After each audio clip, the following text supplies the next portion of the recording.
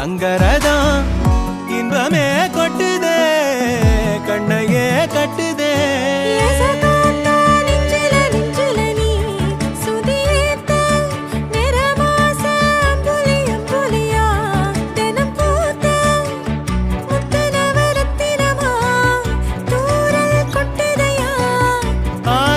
கத்திரி போல வெட்டுது தேகம் கூச